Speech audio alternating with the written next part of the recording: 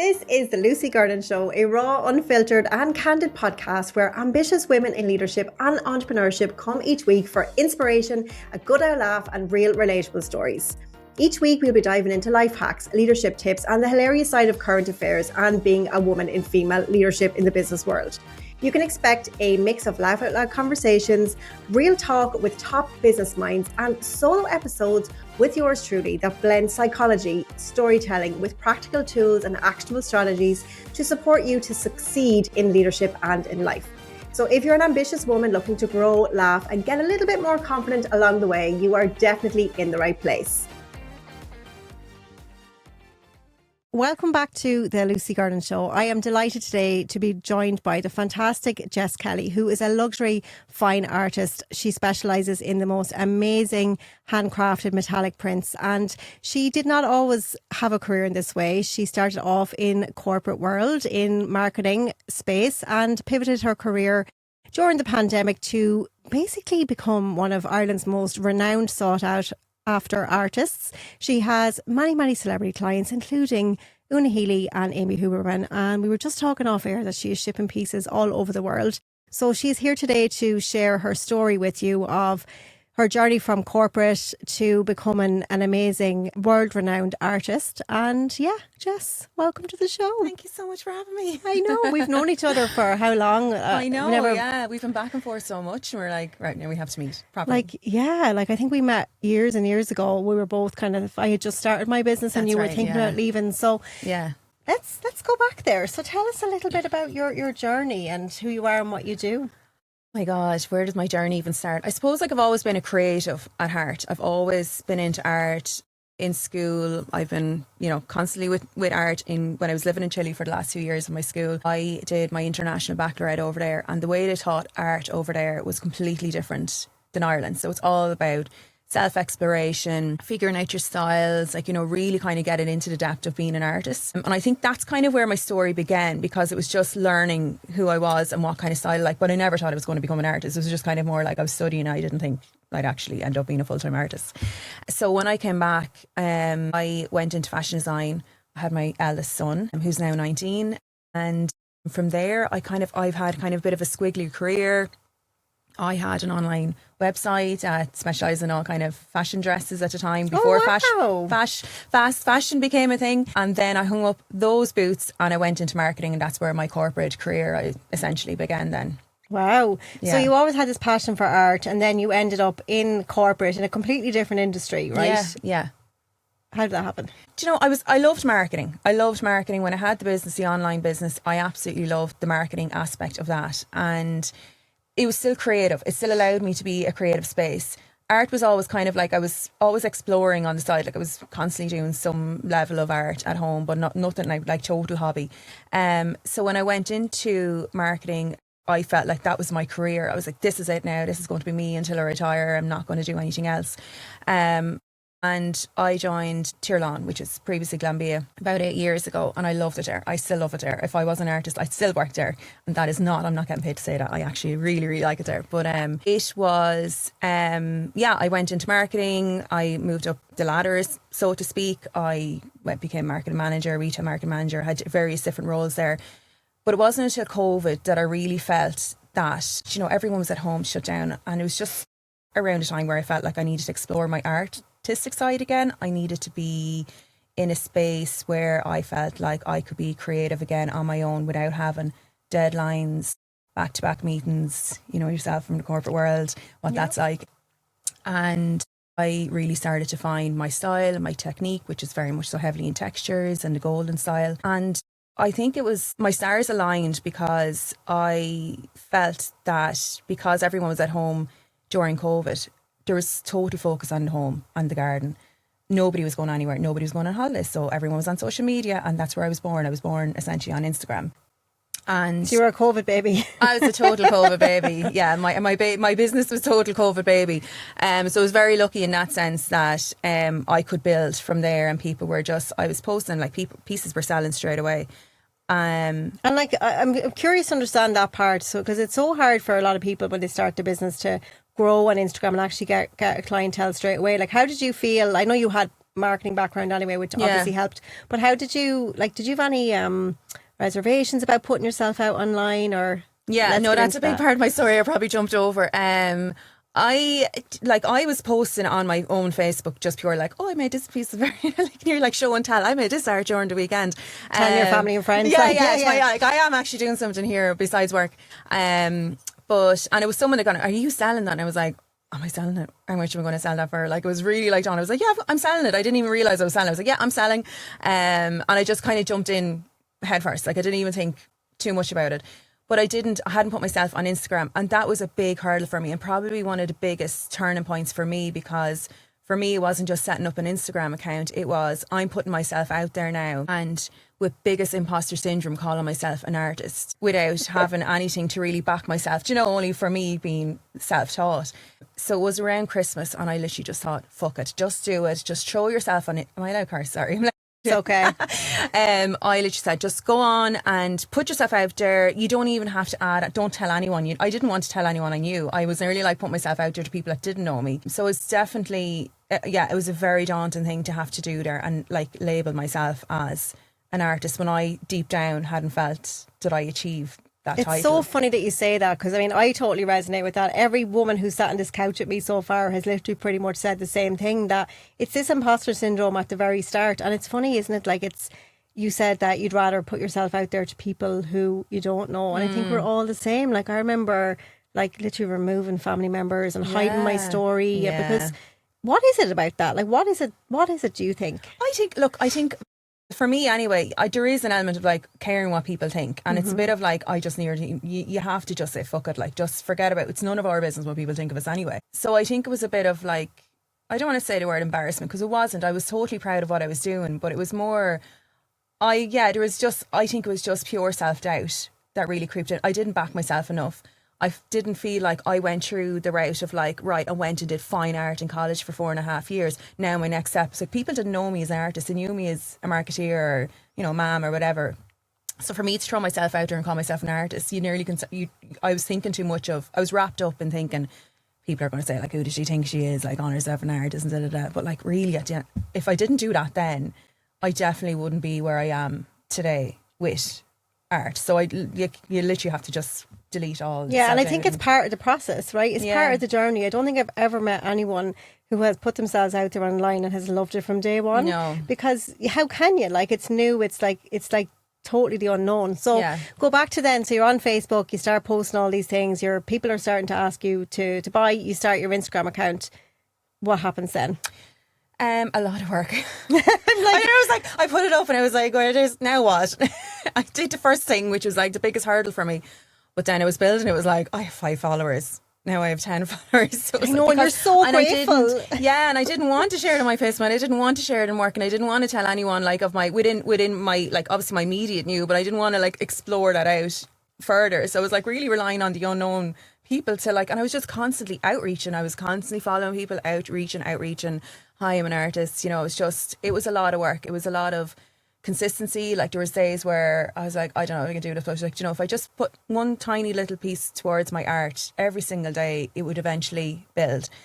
And there was a lot of late nights, working at weekends, and I don't want to call it working, because for me it and it still isn't, it feels like a hobby. It's a safe like haven for me to go, and almost like a form of therapy, meditative. Like, I'm not on my phone, I'm not looking at the TV, I don't have kids kind of, I'm literally just in my own studio, and I'm just me and my canvas and my thoughts and whatever. So it's just lovely. And I think that's what got me through all those evenings and weekends when I'm trying to work my full-time career, be a mum to 4 kids and all. I can't believe you have 4 kids. So like, let's go there. If anyone's watching this on YouTube, Jess looks about 20, and you have like, no, you actually do. Like, literally. Thanks. 4 children. How do you fit in work, life, art, all of that?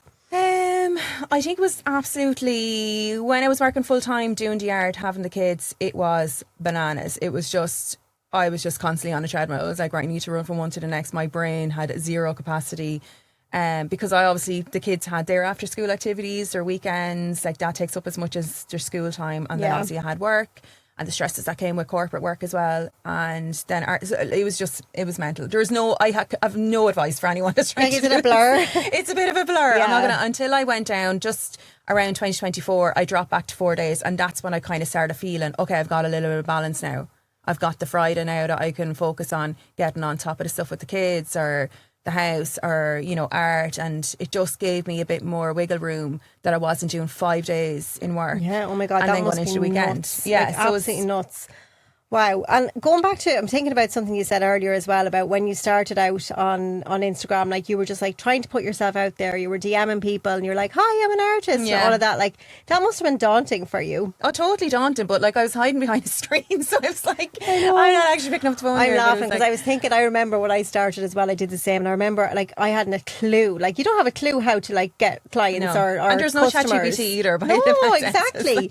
I remember DMing like anyone who was like even remotely who I thought might have been my ideal client, Yeah. going, hi, do you want a coach? Yeah, Like, literally like, hi, do you want a coach? Because that's what I was told to do. Yeah. Like, but it's just so funny. So apologies to anyone listening that if I did that to anybody here.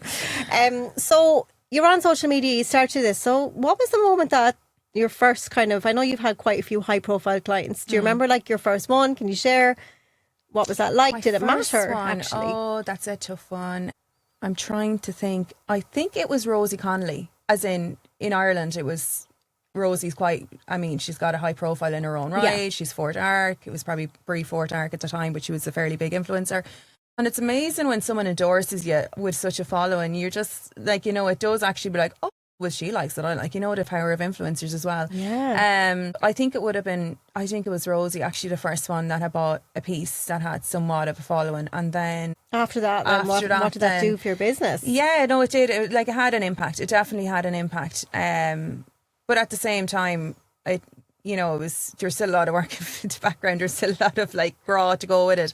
And internationally, it wasn't until the Real Housewives of Dallas, Tiffany Moon had reached out. So she started following me. I was like, oh my God. So how did she just found you on Instagram? She just found me on Instagram. So there's a lot of Americans actually following me at the time. And do you know the way algorithm works on Instagram? Obviously, there was like whatever way I ended up landing on her page probably, and as she started following me, I was like, and I never watched the Real House of Dallas. I watched the Beverly Hills one, but I never watched Dallas one. So I was like, who's that? And I went in, I was like, oh my God, it's like whatever, she's a real housewife. And I followed her back, and then she messaged me to say like, you know, I love your art, blah, blah, blah. And then she was kind of back and forth, like saying she did this big space and big wall and so lovely. Sent me pictures of it. We kind of worked up a style as she wanted. She wanted navies, she wanted pinks. She showed me couches and everything else. Her house was phenomenal. And Tiffany was huge. She really kind of, you know, got the attention of a lot of people over in the States and over in Ireland then as well. So that's probably my biggest. And then from her actually was another Real House then, Erin from the New York season, and she got 2 pieces from me. So it's, yeah. Wow. So like, where's your majority of your client base or customer base now? Still a lot in Ireland, the UK and the States. Like America would be a very big client, Portugal as well. Yeah, Yeah. wow. Like, this is crazy. And we're just talking, you know, we're here in a studio in our home county in Carlow, and you're Yeah. like, you know, from a small town in out the road, you know, Yeah. with your kids. And it just kind of shows that it really doesn't matter, you know, where you come from, or like whether you have your fine art qualification or whether you have that degree that you think you should have to do the thing you want. It really doesn't matter, because you're creating impact in other people's lives, and you're Yeah. making their homes, like, Yeah. you know, just feel amazing with your work. So have you ever had any negativity online? None. Not. Well, I had one. Do you know what? I had one, and I have my reservation. I think it's another artist, international now, but I did have one, or I had a series of emails that came in through, and it was a UK number that they were putting in a 77 number, and I was like, well, it's obviously, and I just, the language, I kind of had a feel, I don't know, it was just, that's probably the only negativity. It was really kind of like dismissing my art, like really negatively, like saying like, oh, you think you're blah, blah, blah, blah, it's a piece of work, and anyway, so it was just, but it was just, there was a few things that I was like Wagatha Christie here trying to figure out, like posting stories and seeing like who was looking at my stories, and it was just after, so I was like, I have a feeling who it is. But other than that, I've had zero negativity. I've had nothing but like support from people online, like from like on like I said, I was born on Instagram, and it's just lovely. Like, there's people who had been following me from day one when I launched, and they're still now, and they're like, when I buy my house, I'm going to have artwork. But no, I've zero. I've been very lucky to have had. Yeah, sure. You're phenomenal. Like every time I see you, like with a new piece, like I'm like, ooh, like when you're doing your big reveal, like Jess is phenomenal, guys. We'll link her in the show notes for the podcast. Anyway, so you can go check out her art. So let's go back to the moment that you decided to make the leap, right? So we had got to, you were, juggling it all with the 4 kids. You were doing this art as your side hustle / hobby that you wanted to move. You went to your 4-day week. What was the moment that you made the leap from goodbye security of the golden handcuffs and hello self-employment? Yeah, there was no real like specific defining moment. I had gone from 4 days and that was working well. And then I had gotten pregnant on my 4th. So Mila is now 2.5 years. And when I was pregnant, I did play around with, am I going back? Am I not going back? Is this the time I don't go back? Is this the time that I take the leap? But I just felt like deep down I was like, I'm not ready to, I wasn't finished. Like I was like, I think I need to go back to know to leave, if you know what I mean. Like I really needed to go back to go, right, okay, now the decision is to leave. So I went back and I was offered a new role, which was perfect because I knew I'd like to back my hand on it. It was lovely. It was really enjoyed the role. But I'd asked, could I do it in 3 days? Could I do it? That was kind of like, look, if I'm coming back, I really want to do it in 3 days. And I think there was definitely a bit of a question mark, is she going to come back? Because at that stage, everyone in work knew I was doing art on the side, whereas I had hidden it for so long. And then it started to kind of, word got out that I was doing art. So I went back on 3 days and it was good. It was kind of finding my balance of art 2 days and then work with 3 days. It was starting to get too big for me to try and manage both. And there was a structuring happening in the company at the time as well. And I felt like this is probably my moment to clock out. If I don't do it now, I'm never going to do it. So I made a decision. I was like, look, I think I need to do this now. If I don't, I was literally standing on the proverbial ledge. And if I just needed to take that little step, I had gotten so far to get there and I just needed to take the leap. And I knew if I didn't do it at that stage, I would be holding myself back. And what would your husband say? Like, what was? Oh, he was totally like he had my back from day one. Like even before, when I was like this, like I'd love to be an artist full time. Like when I was literally just playing with palettes and paint and everything. I was like, I'd love to do this full time. And he was like, yeah, you should. Like even when I had my self doubt, he always had my back. And when I always talked about wanting to do this at a full time, as a full time artist, like he was like, no, he was like literally pushed me. He pushed me all the way. Like if I didn't have him, I probably wouldn't be where I am. Like he is the backbone of Jess Kelly art. Oh, that's lovely. I think sometimes, like the men get a bad rap sometimes, but my God, every woman that sat here said the same. I was the same. Without my husband, there's no way I would have made the leap. Like just having that support there for you, it's so important. So how does that filter through then? Because like let's talk about, obviously we've talked about the art, we've talked about you've made the leap, and then let's talk about the business side, right? Because doing the art is one thing, or for me, it's obviously doing the coaching and the training and all of that. But that's only like a small part of what you do running a business. So, very small part. Yeah. And when I had finished up corporate and I left and I was like, right, now this is January, finished the end of November. So I came into December, I was going to take that time, obviously be working on commissions, and come into January, this would be the start of my new life. I didn't realise I had really tried to do a 9 to 5. I wanted to do Monday to Friday, 9 to 5 in the art studio, and I was like, I don't have to keep doing this. But it took me a long time to adjust to a new schedule that worked for me and the kids and my life, and be able to be there, school pickups and get dinners on, and not feel I have to be 9 to 5 in the studio. So what's your day look like now? What would you say? Like I would only ever do 2 days of painting a week. And I do that because I want to protect the fact that I love painting and I love what I do. And I felt if I did, and I've pushed it where I've done 3-4 days painting, and it starts to become like a job, and that's something you're not going to be want creative then, right? Yeah, and it just feels like, I have to go back. Like, so I try to kind of keep it limited to 2 to 3 days max a week painting. And would that be full days? Like, I'm so curious. No, it wouldn't be. Like, how do you create? Like, how many pieces do you work on at a time? Like, I have so many questions. Where does the vision come from? Like, yeah, like the art. Like, I'd have one that I'm starting, one that I'm mid-process, one that I'm finishing that's going to be moving into. Now, I don't mean one, but I could have like multiple ones that I'm starting. Like, I suppose with my artwork, it's so textural. There's so many layers between that I have to let them dry, and then I can work on a piece, let that dry, and then work on another piece. And, so there's always multiple ones happening at the same time, because I can't go from beginning to end with one piece. It's just impossible. It's just because it needs time to allow it to dry. So like between like the painting and like I wouldn't do a full 9 to 5 day How long does it take actually to, like, how long does it take? It depends on the piece. Like, it could take, like, generally, like, I would say, like, my lead time is up to 6 weeks, because it takes time for the texture is probably the hardest part of getting that layers built up to because I love it to be so sculptural. I don't want it to be like, I love prints, but I love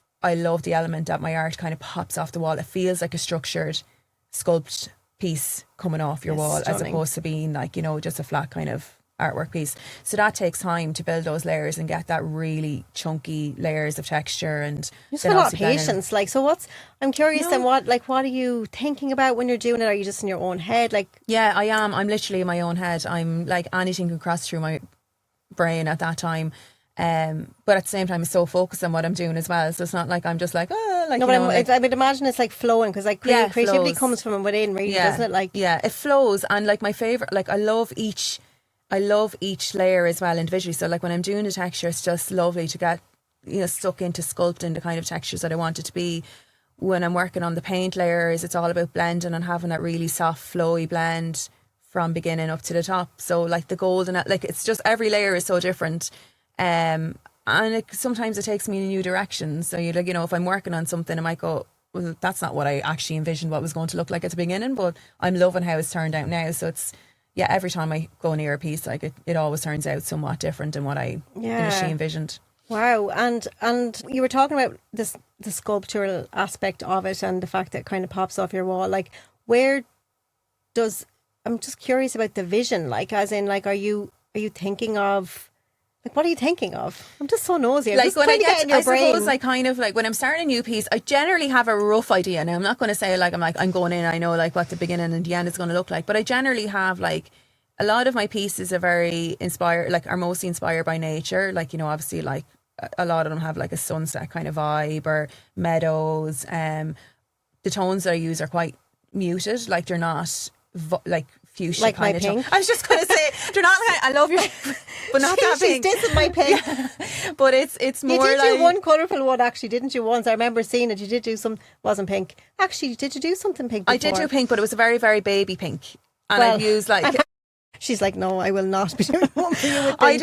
I do use colour. I'm not, but I usually, it's colours that you would see in nature. So it's not kind of the ones, the artificial kind of tones that are generated by online or digital. Like, it's just, they're a lot more.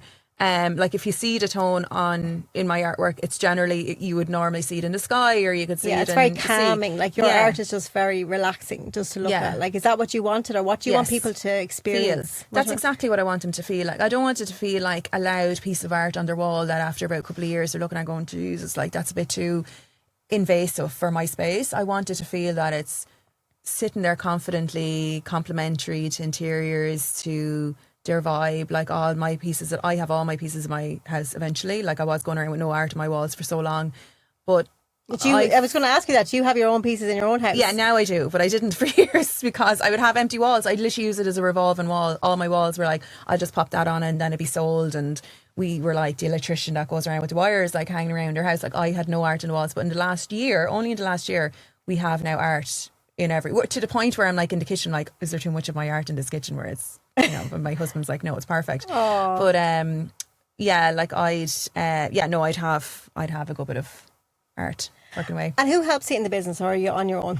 Myself and my husband. So the two of us are at it now full time. Like, I didn't know he was as well. Oh, wow. Yeah, so I'm doing obviously all the creative side of it, and he would look after all the stuff that, you know, would be non-creative, but still he has a very much so, like, support in kind of my creative process. And, you know, on the print side of things, when I do look into that, like, it could be the two of us that'll go. So does, like, who does all your shipping and all of that kind of stuff? He does all of that, and all your finance and all of your... You wouldn't believe, you cannot underestimate the amount of work that goes into shipping an artwork piece, especially when it's going over to the States or internationally, and you're dealing with the likes of DHL and FedEx and the panic stations that you're holding your breath when you're looking through, like, right until it lands. We shipped a 2x2 piece over to San Francisco, which is 2 meters by 2. It was huge. It was the biggest piece I'd ever worked on, and I would have to go so far as San Francisco. Oh my God. And it was perfect. It landed perfectly. But there's so much involved and there's like so much involved when it comes to actually the logistic sides of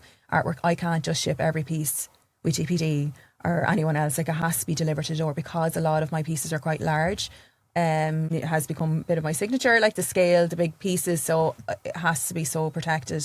Oh my goodness. Has anything ever, touch wood, has anything ever happened? No, I've never had really any issues. I think like once or twice when we really was like a good few years ago, we were trying to nail down like the packaging process. And, you know, like how many layers, what do we put in, foam, corner, like there's so much involved in actually packaging one piece. And now that was down to the driver of the courier, and to kind of fucked it over the fence, so to speak. I ended up hitting the frame of the artwork. It didn't actually damage the art, but hit the frame of the artwork, and we had to obviously get that reframed. But other than that, like it's been fairly, touch wood, we've been very lucky.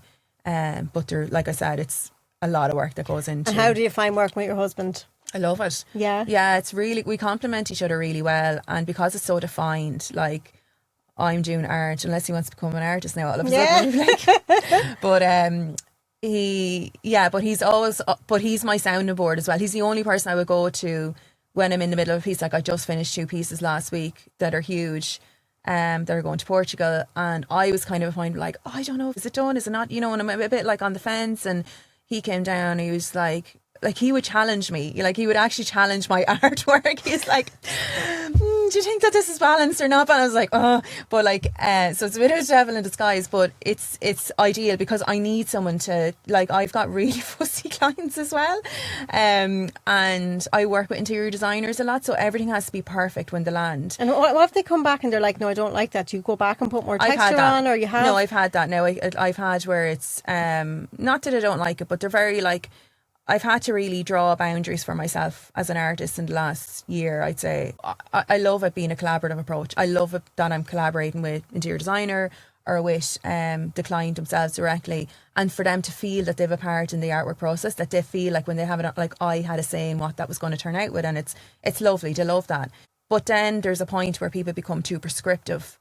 And you can't be creative, and I then. can't be, and I feel like I actually feel like I get panicky, and I start to second every single paint stroke, every movement that I make. I'm like, oh, is this right? Because I have this little person on my shoulder saying, well, I don't want it like this, and I want it like that, and they have like nearly rules of what they want. So it doesn't allow me to flow into how, because a lot of artwork just flows in the way, the direction it's going to go. I can't go against it. I have to go with the flow. But then if I have someone here on my shoulder who's very prescriptive in their brief, I just feel like I get to a lot of, like, there was a piece a couple of years ago and it took me over 6 months to finish because it was so prescriptive, and you know, they're nearly kind of marking out areas on the artwork, and you do this differently, so it was a lot. What boundaries have you got in place now? So now I'm like I collaborative, yes. And once you give me a very high level brief, like go back to my corporate kind of like high level brief, don't go into detail. Just give me an idea of kind of like the textures you like. Do you like a lot of texture? You know, not too much raised texture, kind of more smoother, flatter textures, tones that they like. Like, is there anything specific they want to show me? Like if they've got cushions that got made up or their wall paint or whatever. And then it's just about of now it's, you let me be, let me, you know, and I do say that, you know, like to the client or whatever, like that's perfect. Now you just let me go and do, and it's very rare that I get those kind of clients, but it does come up. What was the worst? I don't need to name names, but like, what was the worst experience you ever had with a client? That was that one where it was like it's marked and a comment was made. So the artwork came back and I loved it. Eventually got to the stage now it caused me so much stress and sleepless nights because, like I said, I had this person sitting on my shoulder saying I don't want to do this and da da. And they came back and screen grabbed it and circled the corner of my page and said, yeah, it's my husband thinks this looks very muddy. And I was like, oh, geez. And this is like a big piece. Sorry, is this art, like, does he want to finish the artwork? Because at this stage I was like ready to the point of like, and what I hated most about it is that I didn't want to fall out of love with the art that I was after creating, and I was like, this is starting to become like really frustrating, and I didn't want it to become that because I love it so much. And then I have someone who's kind of critiquing it, and I look, everyone's entitled to their opinions, but was there nearly like unnecessary critiquing? Yeah, total perfectionism. It sounds like, and it just felt like, you know, that for me was a really tough, because like I know everyone was saying to me around, was like, just tell them to fuck off and they don't deserve your art and just take it back and give them back their money and da da da. I was like, no, because I feel like I'm a bit of like, I want to please every client that I get, so I was willing to do whatever it took for them to be happy. And look, it was a very small amendment, but at the time it was like a layer. Like, so if you say this little area, well, that actually like I have to do a full layer on top of that. I can't just work on this little piece. Like I have to like literally So create it's a like new really, layer. oh my goodness. So I think that's the thing, isn't it, about in business? You kind of learn the hard way, but you can't learn harder. any other way, right? No, like exactly. And like it was definitely a learning curve for me. I was like, right, no, I can't. I'm never doing that again. And you know, it's just it's down to the briefing as well, and you know, just managing expectations. What's the vision for the future for you? Very good question. I tell you, my vision board, manifestation. Yeah. I suppose I want to continue to grow as an artist. I want to explore different techniques. So I don't feel like I am quite nichey in where I'm at with You've my got like artwork. a very signature style. Yeah, I have a very signature style, and I love that style. But I'd love to now just push that even further again. Would you do something totally different? Like, I don't know if I'd go completely different, because I feel like it wouldn't be true. like a plate on the wall. No, I wouldn't go that far now. That was one rule. It was so funny when my husband and I bought our first house. Like, he was like, I have one rule in this house. He was like, there's no plates going on the wall. Oh yeah, there's like. Do you know the plates on the wall? Yeah. Oh, I wouldn't go that far now. I Unless they were couldn't really imagine cool. that. Unless they were like Cartier plates with Yeah, delicious exactly. on them. But no, I'd like to keep pushing and challenging myself as an artist, and you know, exploring different techniques. Like I draw inspiration from other artists. I don't have a particular favourite artist. I love loads of different styles. I'm constantly looking. I was like, that's really different. That's, you know, using different mediums. Like I'm not just using acrylics. You know, different kind of textural pastes. You know, paste and different kind. I love to explore, and I want to continue to explore. Prints is definitely something I want to explore, but I'm very, very particular. Like I am a perfectionist. I can stand over my work from beginning to end. So when it comes to prints, I am very nervous, and I've had people screaming for them now at this stage because it becomes more accessible for people. So I'm very particular about how I'm going to do it, but yeah, I'm going to do it. I will do it. Amazing. And I'm hoping I'm going to do it this year as well. Okay, there's an exclusive Jess Yes. Kelly prints are on the way. Fantastic. Okay, so I'd love to know as well, just in terms of like, you seem like I feel like ever since we've been chatting, you seem like you're very clear on your vision. You're very clear on like who your customer is. You're very clear on like your messaging, exactly who you're targeting. You seem very confident in yourself. Do you ever have moments of doubt, or are there areas that you're like feeling a little bit, you know, vulnerable or things like that? All the time. Like it's like imposter syndrome is, and I was only recently I've really felt like, do you know what, I haven't had that feeling of imposter syndrome a long time. Like I at the beginning it was there all the time, screaming in my head of like, you know, the doubt, the seed saying, you know, who do you think you are, you're not an artist, you haven't done this, but I still feel like even when I always feel vulnerable when I'm showing a piece back to the client. Like I'm always nervous, like, oh my God, like I literally sent pictures 2 days ago to a client of their artwork that was going to be, it was different. It wasn't a style I've done before, or, you know, it wasn't like Prado, say, like one of my popular pieces, like Prado, like that's perfect. And I know what that's going to turn out with, but it was a new piece. And that, I always get like the pit in my stomach. Do you open the message? Have they read it? Or do they like it? They didn't reply? They don't like it? They don't love it? So I always feel like I'm nearly exposed to that vulnerability, because I'm being creative and I'm allowing myself to be judged and critiqued by anyone that sees it, you know, and I'm not going to be everyone's style, but yeah, I always feel I'm just a little bit more exposed and vulnerable, like, to that process. And I think as well, I love that you share that, because I think it's so important that people see people who are really successful and think that you have it all together, but like, we're all human at the end of the day, right? Yeah. And the doubt and stuff is going to be there, but like, there's no need, because your stuff is just fucking fantastic. So let's talk about mom life.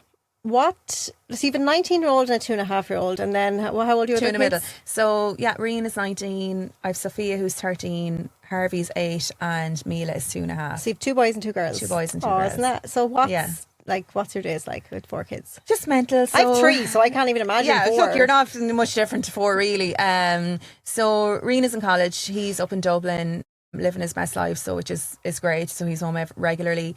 And then the 3 younger ones, it's mental, because you've got soccer and you've got sports and football, and you know, there's one thing after acting classes. Like, there's literally like the kids, the 2 middle ones in particular. Obviously, Mila's too small to be in anything, but she probably won't be in anything at this rate with the other 2 taking up the time. But the 2 middles are definitely, you know, the busiest period of their life. They've better life than we do. Yeah, like, they do. Yeah, it's crazy. They totally isn't it? do. Yeah.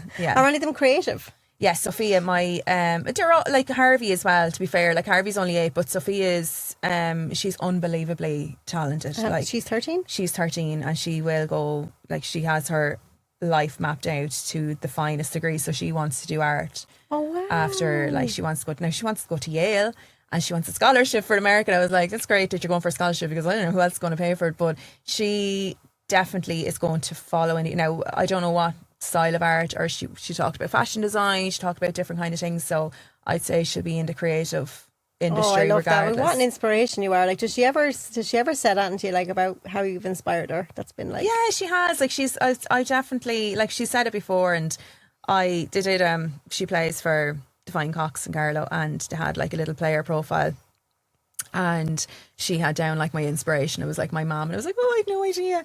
But like, I do try to like instill in the kids, and we both do. Like, we always have conversations about them. Like, life is not a cookie cutter. Like, you don't have to follow the same process. We went through it with Reen before he, did his college course decisions as well. Like, we want them to know that they can be anything they want to be. Like, they can be creative, they can be in different fields that wouldn't be the norm. You wouldn't be going through the path of college or whatever. Like, so it's their conversations we have like on a daily basis with the kids, that the world is literally their oyster.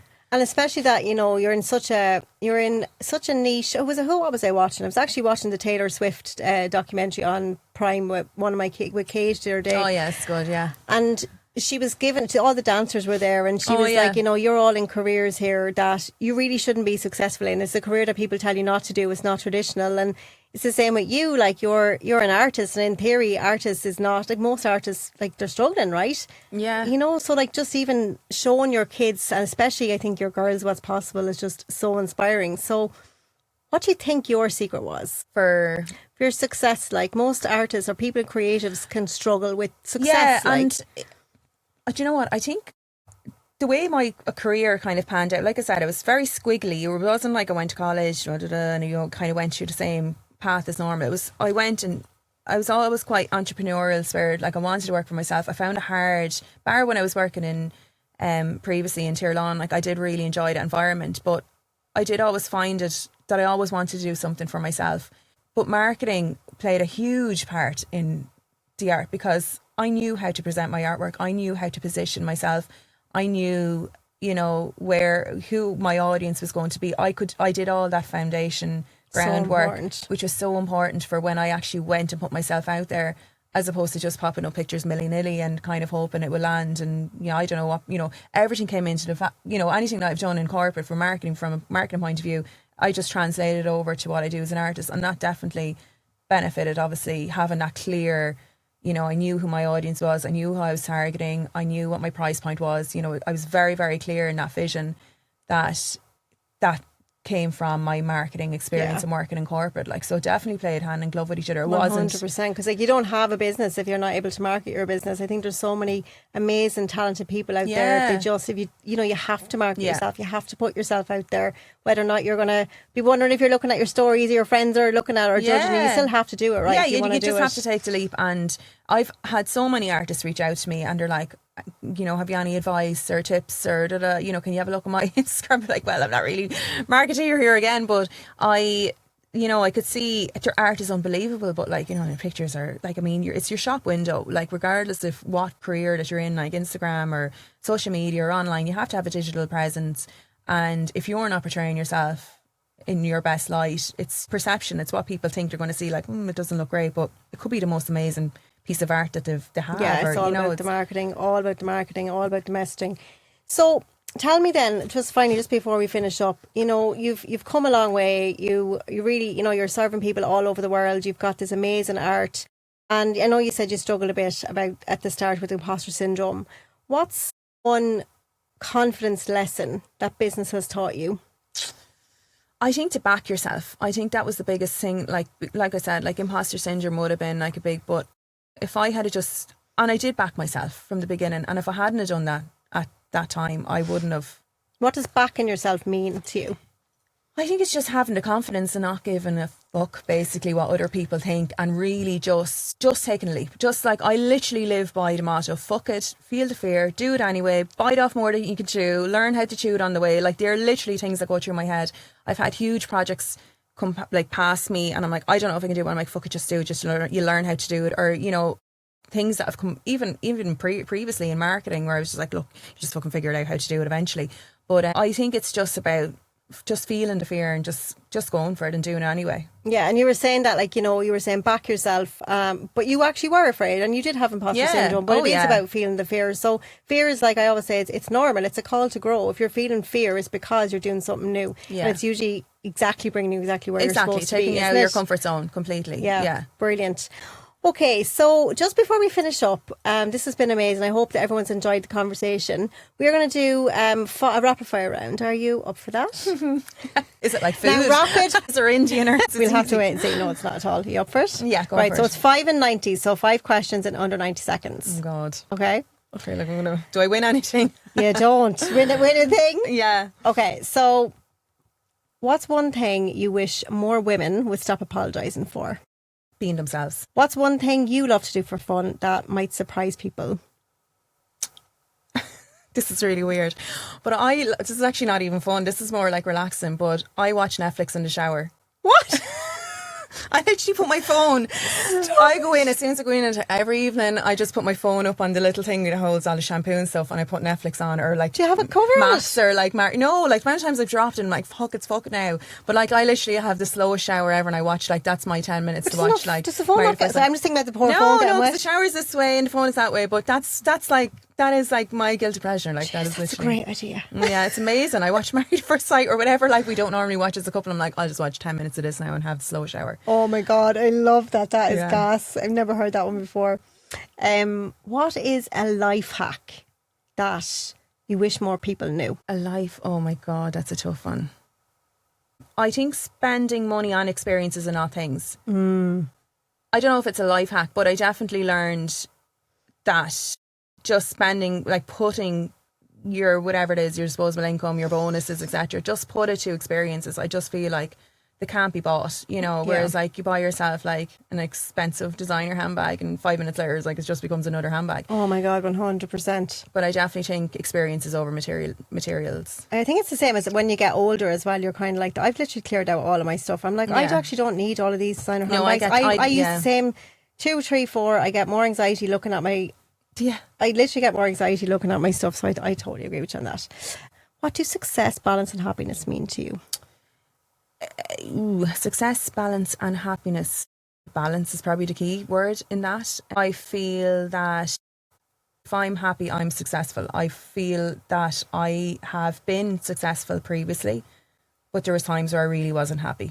Like, I really, you know, I felt like I can be successful and not be totally happy. Whereas I feel right now, I feel like I've gotten the balance. It took me a while, but I feel like I've struck the balance of, you know, spending time with the kids, having my art, having time with my husband, etc. So I'm feeling like, you know, I'm finally kind of in that cracking. place. Yeah, I'm starting to kind of crack. Now, I don't think we're ever balanced 100% all the time anyway. We're going to fluctuate to one to the other. But yeah, I feel like the work hand in glove. I mean, you can't be successful. Absolutely not. And it sounds like your family and your art are the most important things for you, isn't it? And then finally, Jess, this is totally longer than 90 seconds. It's grand. I forgot about it as well. What is the best piece of advice you have ever received? And if you remember who it's from, bonus points. If not, it's fine.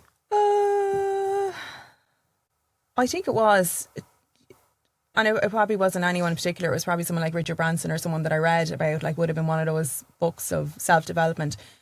But a lot of it was, you know, bite off more than you can chew and just learn how to chew it away. I think a lot of us feel like if we haven't got that full experience, or we've like our degree or your certification or whatever, if you feel like you don't have that full experience of having to go and do something, it holds you back.